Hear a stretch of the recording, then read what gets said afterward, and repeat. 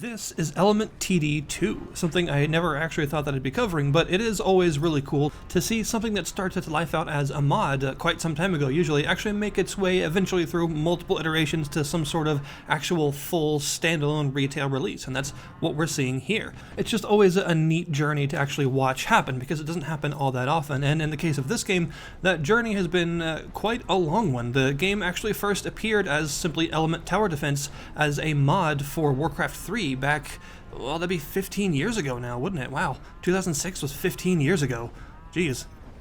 Alright, well, moving on before I die of old age. And it was a pretty popular mod for the game, but eventually it made its way to Starcraft 2, where it got a lot more popular, at least from what I remember. The Starcraft 2 version was very well loved and played a whole bunch. And also, as with a lot of mods that were very popular for Blizzard games, they also found their way to a new version in DOTA 2 as well, because the sort of Valve mod ecosystem had a lot of the same people in it, so it only makes sense. And now here we are with a full-on standalone version of the game with its own full retail release on Steam. And if you've ever played any of the previous versions of Element Tower Defense, it is pretty much exactly what you would expect, which is a very good thing. It is completely intact, it takes all of the stuff pretty much that people liked, as well as a couple of shinier new features allowed by the fact that it is now no longer a mod for a different engine, it is in fact on its own, like cross-region multiplayer and some other stuff like that. It has really developed into its own fully featured package that's definitely worth actually paying for if you're a fan of tower defense. And in the background, I'm actually going to be not showing any of the like super high-level multiplayer stuff because one, I haven't played any of the mods in quite a long time, so I'm pretty bad at it. I need to sort of get back into the swing of it. I haven't played it in a while. But two, I actually am really impressed with the fact that it has a full-on single-player campaign, so I decided to show some of the earlier missions of that instead because I think it's just really cool that it has one. I actually wasn't expecting it to have one, given that Element Tower Defense is mostly known for being like a competitive multiplayer thing, you know, where you have a large map with like 8 people in it, and you're each trying to pick your own elements and survive against increasingly difficult waves until there's only one person left. And in this case, this game does actually have that full either competitive or cooperative version against or with other players is fully available to you, but it actually has some other single-player components as well, which I thought would be neat to show off because, like I said, I just wasn't expecting them to be there. And the game is a traditional lane-based tower defense, where you choose from 6 different elements to create a different combination of various possible towers. There are like 44 different towers available in the game. Some of them are mono-elemental, some of them require multiple elements to be chosen, but you basically have, as you'll see in a couple of different points in the footage in the background, this sort of large skill tree looking thing that allows you to put points into different elements and actually unlock various towers. And what's really cool actually is that each tower also has a couple of different perks, sort of mutually exclusive upgrades that you can choose to increase its abilities in one way or another. And in the single-player campaign, you actually get to put your points into this tree whenever you want before a mission starts. So you can actually just take points away and reappropriate them wherever you want, different for each mission, in order to actually get a selection of towers that you feel will be advantageous for that particular mission, because they are actually self-contained, non-infinite tower defense missions that you have to complete, each with their own number of waves and their own types of creeps that you're going to be facing off against. The creeps themselves also have elements, so it very much uses an elemental rock, paper, scissors system where every element is weak to and strong against other elements, so you have to build a selection of towers that can take advantage of the weaknesses without having its own weaknesses too much to where you'll actually leak some creeps through. And in the traditional like multiplayer component, the sort of competitive aspect, instead of preparing this skill tree in advance and actually selecting your build beforehand, you actually have to do it as you go on. Every certain number of waves you'll get a point that you can put in, and you will be creating a build on the fly. That's traditionally how the classic mods themselves worked, and that is how the main multiplayer aspect of this game works as well. So they actually did add a different sort of rule set in for the single player components, or you can even play a single player version of that more traditional multiplayer aspect with, you know, infinite waves, basically a survival mode where you pick your build bit by bit as the waves advance. So yeah, there's actually a lot of different options here in terms of ways to play, which is really cool. Something that they've decided to include that is a bit unusual for tower defense is the builder. This is sort of a leftover aspect of the mods where you had to have some sort of player-controlled character that went around building the towers. They decided to actually keep that, to actually have a builder, and you do in fact have to have your builder roam around the map and actually be close to the area that you want to build the towers, because even though a lot of tower defense have you as a sort of untouchable, omnipotent being that you never actually see, just placing the towers, it is standard to element TD that you actually have some sort of controlled character that you right-click around the map and actually build towers with. And that is something that they've actually decided to keep in the standalone version. And the main way that it works is you will be controlling this builder to go around the map and find the most advantageous places you think that you can build certain towers to overcome the waves of creeps. There will be at least two to start with, different portals, one that the creeps will come from and one that they will march towards endlessly until they get there. You will start with some towers of each element depending on what you pick, and the just basic mono elemental towers have their own different looks. Each one looks different, and they have their own different characteristics. Like, for instance, the Earth Tower fires an AoE shockwave, the Water Tower can bounce between units, and so on and so forth. Each element has its own sort of specific gimmick that it uses that will determine where you want to place these towers and how you actually want to use them, as well as, of course, against what element of creeps they're advantageous to.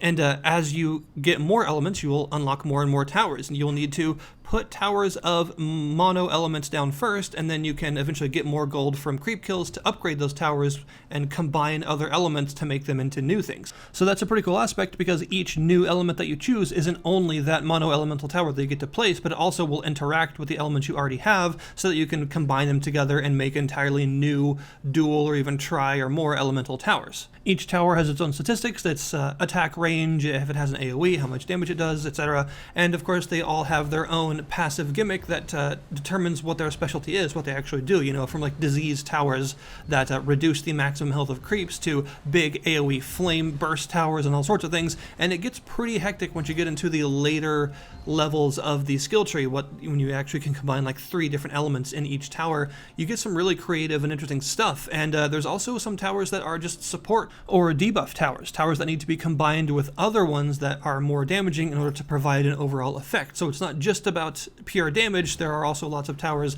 that provide other non-damaging advantages that you may want to actually use when it comes to some of the more hectic and difficult creep waves later on in a mission.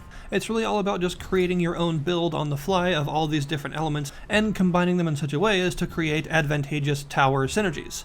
As for other stuff that's not just about the towers and the creeps themselves, there are like 12 different sort of map tile sets to choose from, so there's quite a bit of environmental variety, which helps. There's also a lot of different creep types, and the overall art style is quite nice because it keeps that sort of Starcraft 2, Dota 2 glowy, very elementally obvious aspect, where pretty much every creeps and towers element is very clear to you, so you never get confused, and you can go through matches on the fly and know what you're doing and never feel like you're not sure what to do next. And they've also decided to add an entire pretty large cosmetic system to the game. Interestingly enough, you get experience towards levels just for playing the game, and these levels will get you these unlock tokens that allow you to save up the tokens and unlock various different cosmetic things for your towers and for your actual builder themselves. So you can change your builder's model entirely, or make them wear a hat, or give them some wings. You can make their trail different as they fly through the air, and you can change each individual tower. It is actually that specific. You can put an adorable little top hat on the water snake thing, that sort of water spirit that goes around the water tower,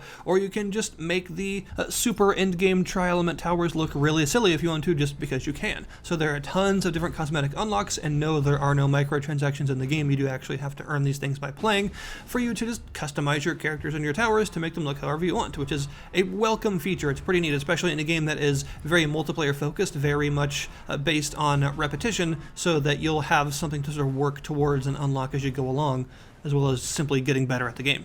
I should also mention that Element TD is not amazing tower defense. This is not one of those sorts of tower defenses where you can place walls or obstacles in the actual lanes themselves.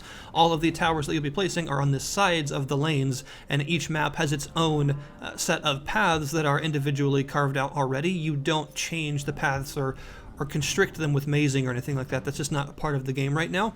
Although one thing that I've noticed that's pretty cool, that really helps with the multiplayer too, helps you get prepared for the multiplayer, is that in a lot of the campaign missions, roughly halfway through the waves, the map will change in some way. They'll open up a completely new path, or they'll change the paths that are already there, and it's represented by a small break time where towers sell for 100%, so that allows you to rejig your strategy a little bit and change things around without worrying about losing money, so that you can get prepared for what the kind of reactionary stuff they're going to have to do in the multiplayer modes later on, which is a nice feature. It's sort of like an extended tutorial, basically, the campaign mode missions that allow you to sort of ease your way into this game if you haven't played it in a while, or if you've never played played a version of Element TD before. And that is really Element Tower Defense 2. It is a very solid retail version of a beloved long-running mod that has a lot of content on offer for only 15 bucks. I would say is a very fair price, especially because I know a lot of people that got like thousands of hours worth of playtime out of the free mod versions in like Starcraft 2 and stuff. So it's not really surprised that probably a lot of those people are going to be moving to this version now that it's its own sort of standalone thing with some other features. And even to people that are much more casual enjoyers of those mods or maybe haven't played one before but like Tower Defense, there's enough here for you to where you won't just get constantly crushed by online players that have like 15,000 hours or whatever. There's still a lot for you to do, and there's a completely cooperative mode if you want to start your multiplayer gameplay with that, and of course there is all the single player content to ease your way into it if that's what you're actually looking for. So it is a really nicely rounded package with a whole bunch of stuff to do, because there are, like I said, like 44 different tower types and a whole bunch of different possible strategies that you can come up with. It's very replayable, very repeatable gameplay, and as anyone that's ever played the mods will know, you can do this for a very long time and get a lot of enjoyment out of it if you enjoy tower defense games, because this is one of the best ones in my opinion. Element TD was always a favorite of mine growing up, and the standalone version has just continued that. As for post-release support, they've actually planned a couple of different things. They've talked about workshop integration, although they don't currently have any immediate plans for that because it's going to take a long time, but they have expressed interest in the fact that they would like players to be able to create their own maps and put them on the workshop, so that in the future, you know, maybe a year from now might be something that they consider actually doing, but as of right now there isn't any sort of major ETA for that because that sort of thing tends to take a long time. As for more immediate plans, they actually plan on doing a couple of interesting sounding things pretty soon, one of which is an actual mazing mode, so that people that like the more mazing style of tower defense, allowing you to create your own paths a little bit, they actually do plan on creating something to satisfy those people as well, so there will be some sort of mazing aspect to a game, or at least one game mode or a map or something that allows you to do that. And they also plan on adding quad elemental towers eventually, which is pretty exciting because that will be a whole new layer to the like end game waves, and that's like 15 more towers that they plan on adding, and of course a very large expansion to the possible strategies that you could actually create. And they have mentioned that they do plan for this to be a free update. It is not going to be paid DLC, that's just going to be a part of the base game once they get it done. So yeah, that's actually a pretty exciting future for a standalone version of Element Tower Defense, not something that I thought I'd be taking a look at anytime soon, so it's pretty cool that it's here. Thank you guys very much for watching. The link will be, as always, in the description below this video to the Steam store page if you want to go and check it out yourself. And I'd say for $14.99, this is a really solid package from a really solid mod development team that knows what they're doing and has been doing this for a long time. So give them some support. I'll see you guys next time.